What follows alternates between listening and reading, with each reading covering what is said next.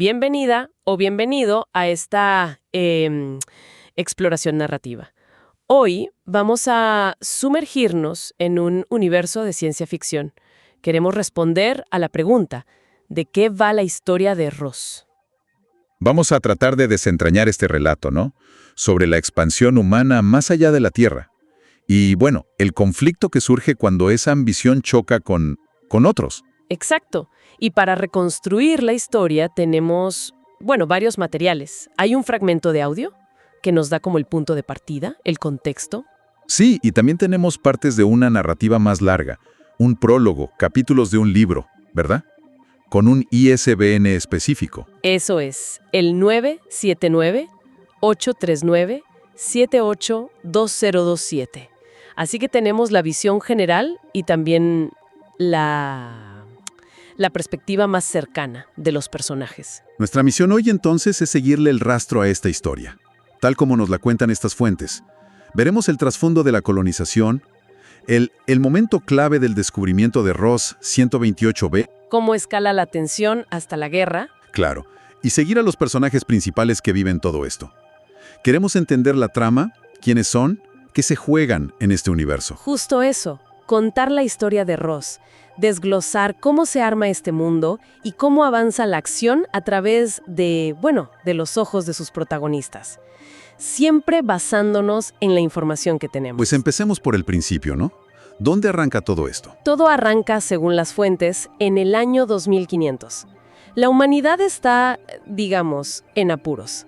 Los recursos de la Tierra se están agotando. Una situación clásica de la ciencia ficción. La necesidad de salir...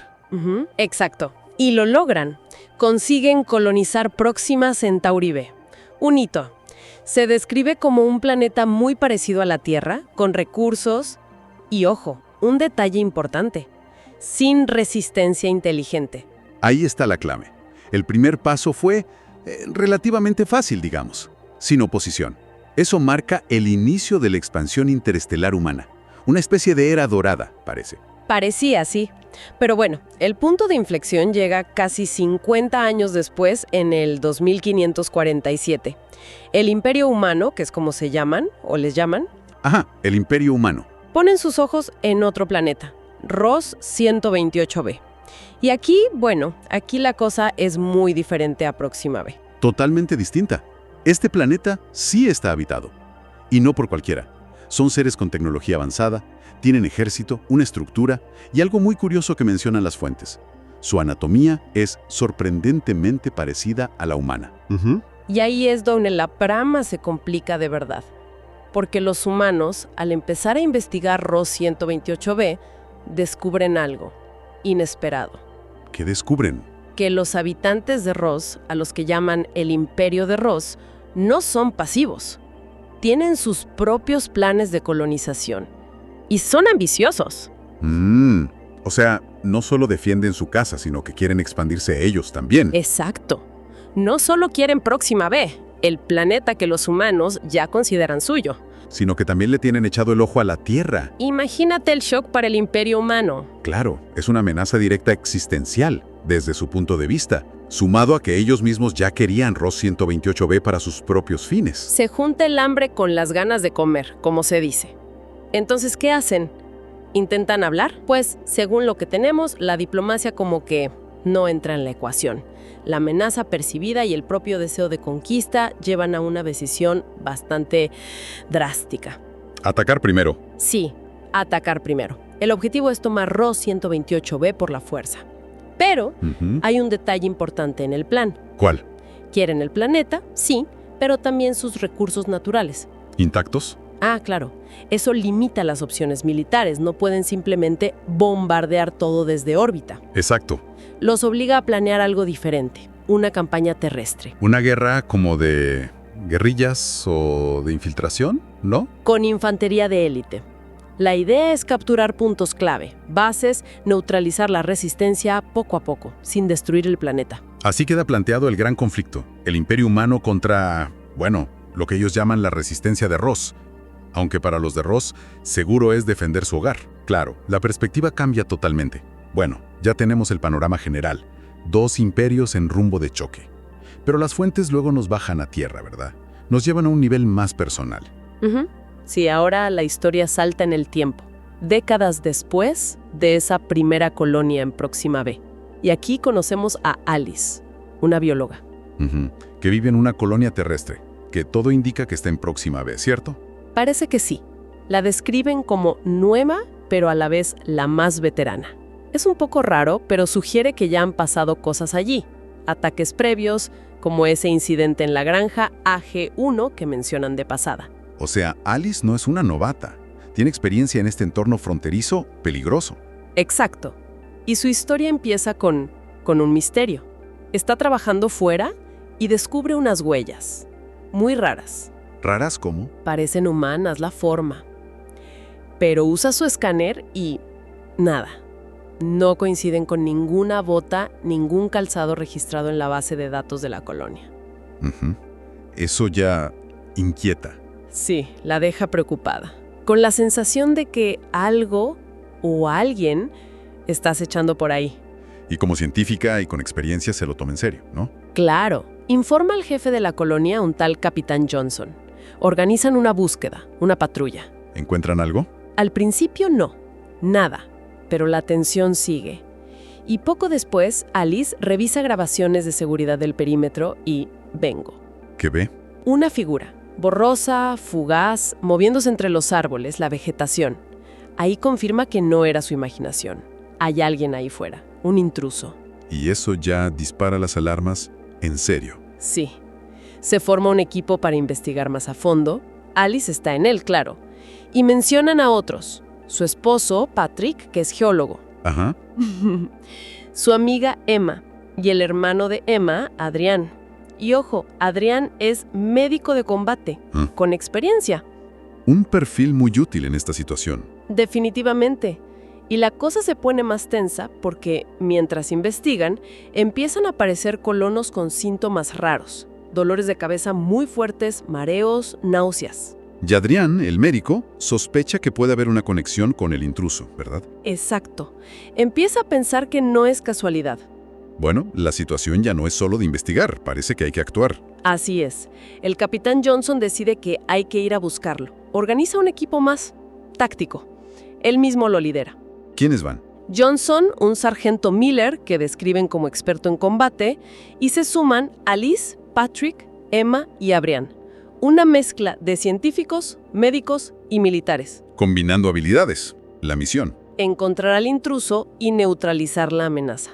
Se adentran en el bosque que describen como denso, difícil. Siguen rastros y encuentran un campamento improvisado. Ajá, o sea que llevaba tiempo ahí. Sí. Y poco después, el enfrentamiento. Directo. La narración habla de una batalla feroz. Contra el intruso. Contra el intruso. Dicen que es ágil, muy fuerte, casi sobrehumano. Hay combate cuerpo a cuerpo, disparos, y el equipo humano sufre bajas. Vaya. Pero logran detenerlo. Sí. A pesar de las dificultades y las pérdidas, el equipo de Johnson y Miller consigue, abatir al intruso. Y ahí, al examinarlo de cerca... Viene la gran revelación, ¿no? Exacto. El descubrimiento que conecta todo. Este intruso no es humano. Es un extraterrestre. Sí, y no uno cualquiera. Es un explorador del planeta Ross 128b. ¡Wow!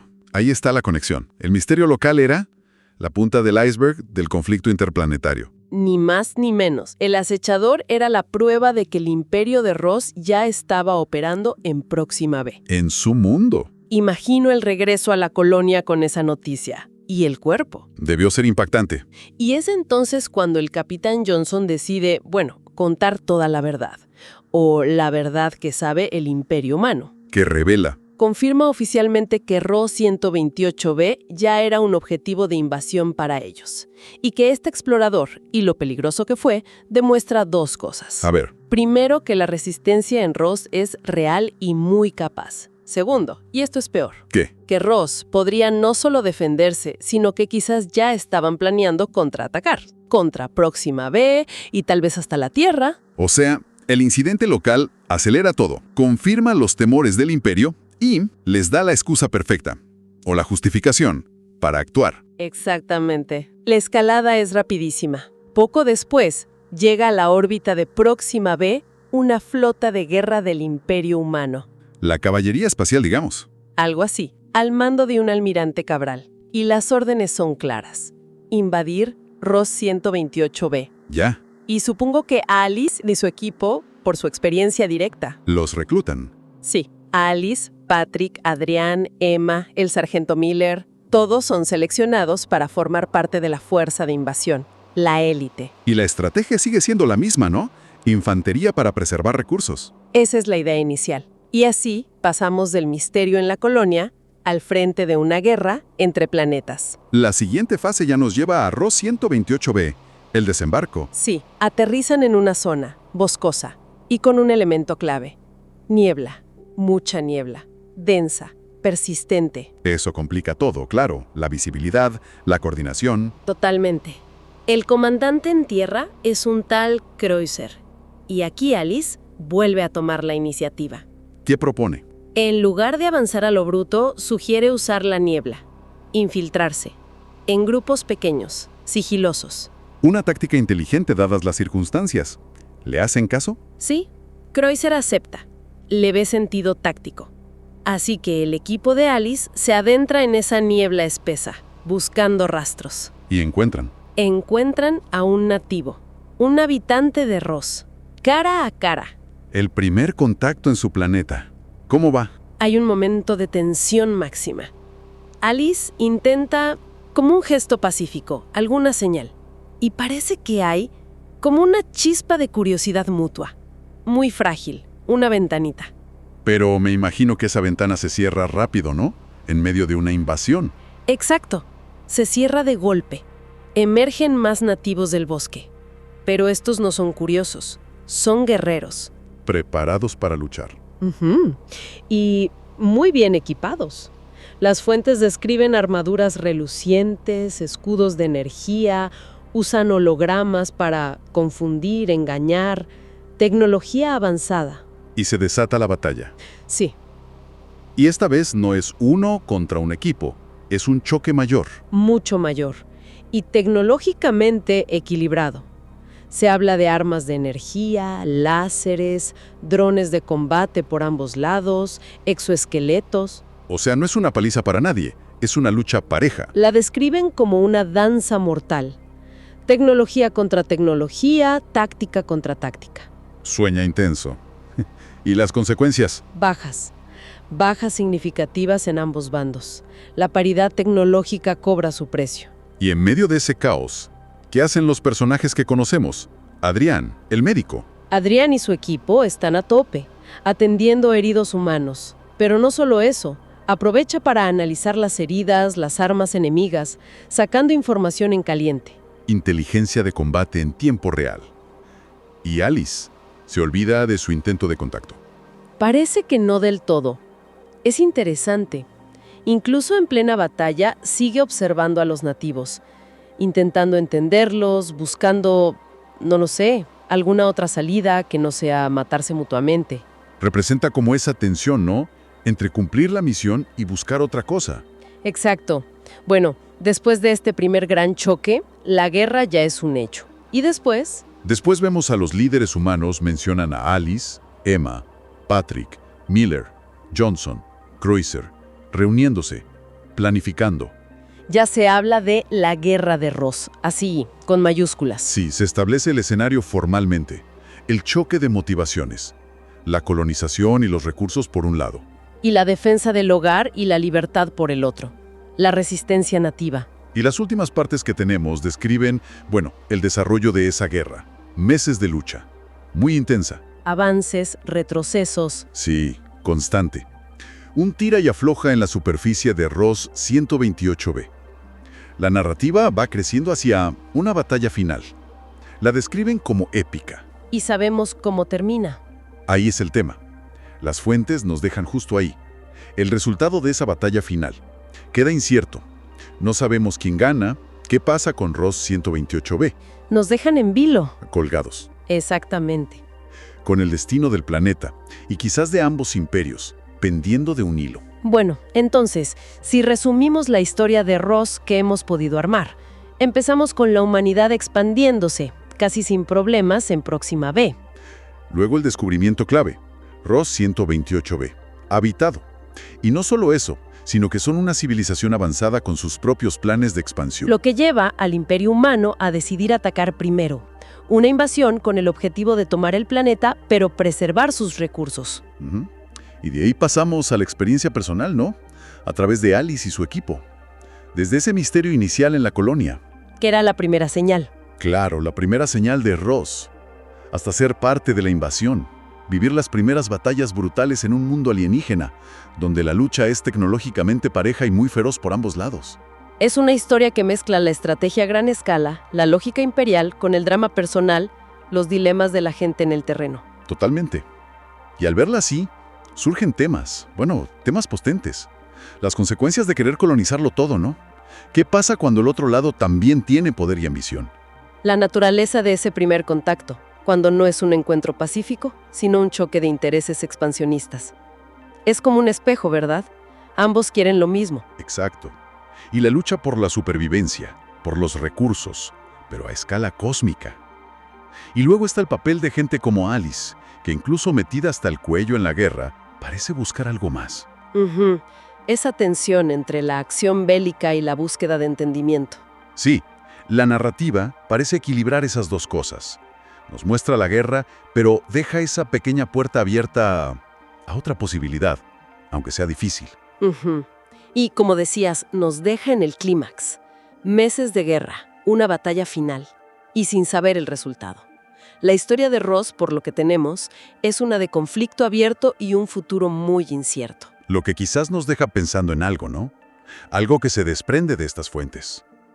Cuando dos especies inteligentes, expansivas, tecnológicamente avanzadas, se encuentran ahí afuera, ¿el conflicto es la única salida? ¿Es inevitable? El Imperio Humano parece pensar que sí, al atacar primero. Claro. Pero luego tienes a personajes como Alice, que incluso en medio de la batalla, intenta conectar, entender. ¿Podría esa búsqueda individual, esa chispa de algo diferente en medio de la maquinaria de guerra, abrir otro camino, aunque sea uno muy difícil? Es una buena pregunta. La historia de Ross, tal como la hemos explorado hoy, creo que deja esa pregunta flotando, resonando en el silencio que queda después de la batalla.